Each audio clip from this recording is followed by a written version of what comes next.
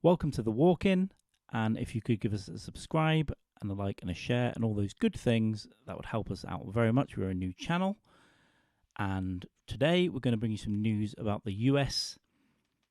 It says China is boosting Russia's war machine in Ukraine. Since the beginning of the invasion of Ukraine by Russia in 2022, over time we've seen Russian military become depleted, become not exhausted. They have lots of men, lots of equipment, but certainly with international sanctions, find it difficult to resupply weapons, reconstitute weapons, and manufacture weapons.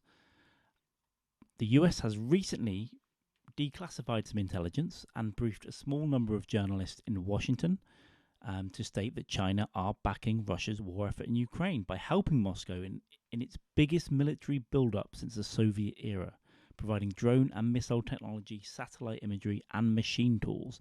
The Chinese embassy denies this and said, "We are not providing weaponry to any party." But of course, if you're supplying machining and tools, logistics, technology that could create weapons, then you're essentially helping a war economy.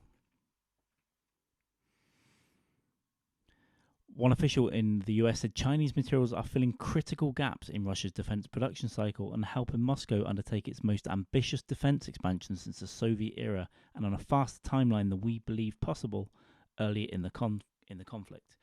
The US say what is key right now is convincing the PRC in China to stop this support. As I said, they've denied supporting weaponry, but they are starting to be a little bit more blunt in confronting the Chinese aggression in general. We've seen this over the Taiwan issue of late. The Russians have likely used machine tool imports from China to increase its ballistic missile production, and they cite the Dalian Machine Tool Group, one of China's leading machine tool manufacturers, and one company supplying Russia. In 2023, 90% of Russia's microelectronic imports came from China, which Russia has used to produce missiles, tanks, and aircraft. Chinese companies such as the Wuhan Global Sensor Technology Co., the Wuhan Tongsheng Technology Co. Limited, and Hikvision are providing Chinese optical components for use in Russian systems, including tanks and armoured vehicles. In addition, Russia has received military optics for tanks and armoured vehicles. The Chinese firms iRay Tech and North China Research Institute of Electro-Optics Manufacture. The officials also say that China provided Russia with drone engines and turbojet engines for cruise missiles, and that China and Russian entities have been working to jointly produce drones inside Russia. So this takes an interesting, another interesting turn in terms of the US declassifying intelligence almost in real time, as they did at the beginning of the Ukraine invasion or in the days leading up to it. This may become a new strategy to somewhat embarrass foreign nations in saying, "Hey, we know what you're doing. We're going to release this to the press. Now here's some pressure on you shutting this down."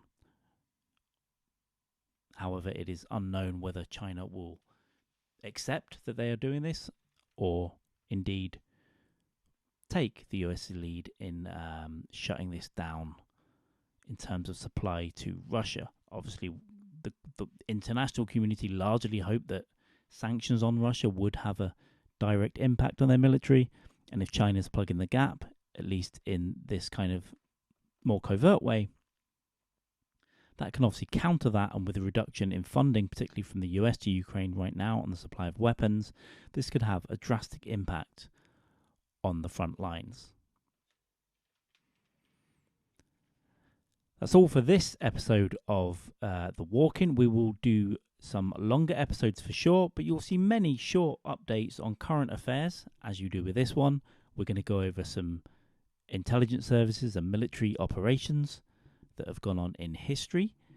We'll always keep you up to date in the Ukraine, Russia, Israel, Hamas, Middle East, Iran, Israel, and obviously China, and all other events that we find interesting. So I want to thank you if you have made it this far through this faceless video.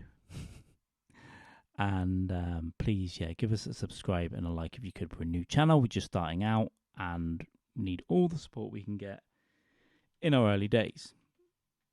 If you've got any comments or other information you'd like to provide, please comment below, or you can email walkinpod@gmail.com. Thank you very much, and we'll see you very, very soon.